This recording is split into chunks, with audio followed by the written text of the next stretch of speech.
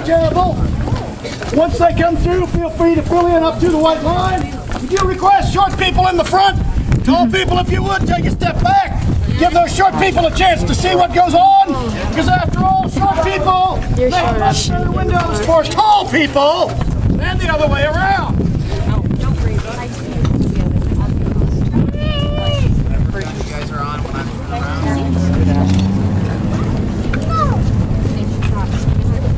Can you figure it out?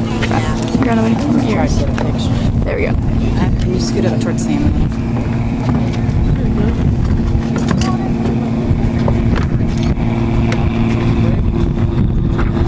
We're gonna do this completely in Spanish.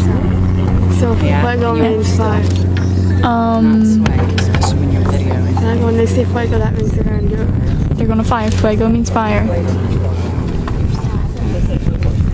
Well, ladies and gentlemen, good morning and welcome to Castillo de San Marcos National Monument, part of your National Park Service, and our 1740 Spanish cannon firing drill. Before we get started though, there are a few safety guidelines I have to go over, not only for your safety, but also for the preservation of this fortress.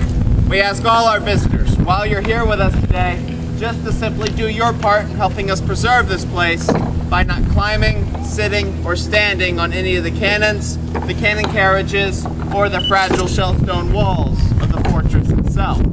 During this firing demonstration, everyone right here, please stay on your side of the white line painted on the gun deck until we declare the gun safe at the end of the drill. Once we declare it safe, you are more than welcome to come across, ask questions, and take pictures. Just please wait until we declare the gun safe at the end of the drill.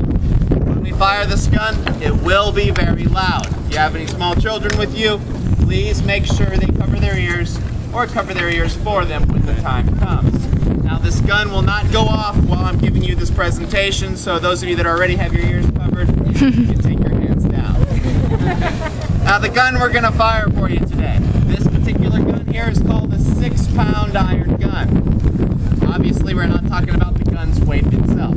These guns were named based off of the size or weight of the shot they would fire, which basically means this gun fired a 6-pound solid iron ball.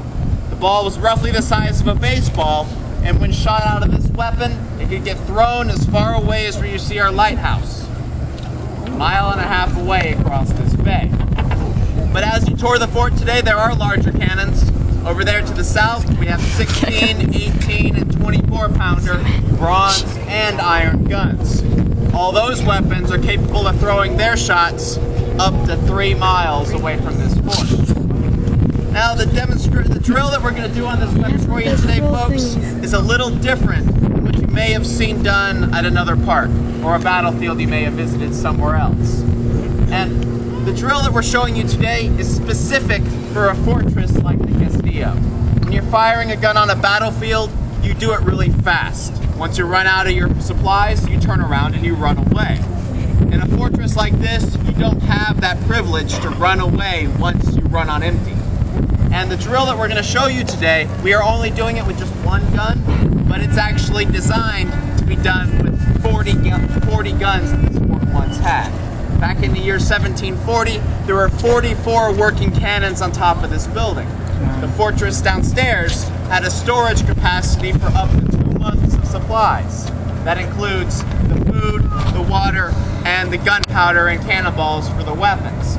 We are going to show you a drill today that was made to allow this building to stay active for a full 2 months. This drill is going to take several minutes to fire off the one shot. But while you're watching us do this procedure with the one cannon today, imagine this happening with all the guns in the building.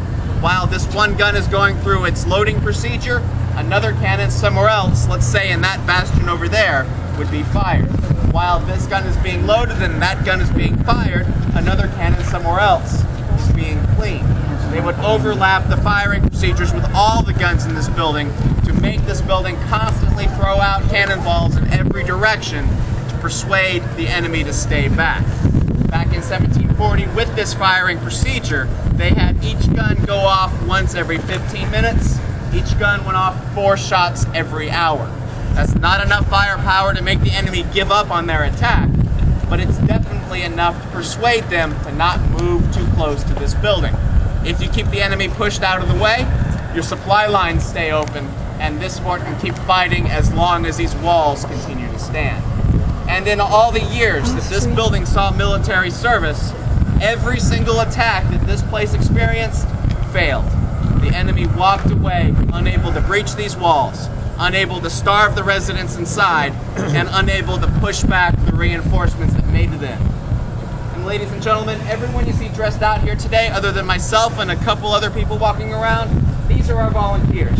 People just like you that have come out here on their weekend off to wear these heavy wool clothes and bring history alive with us today. So join me in giving them a hand for coming out here.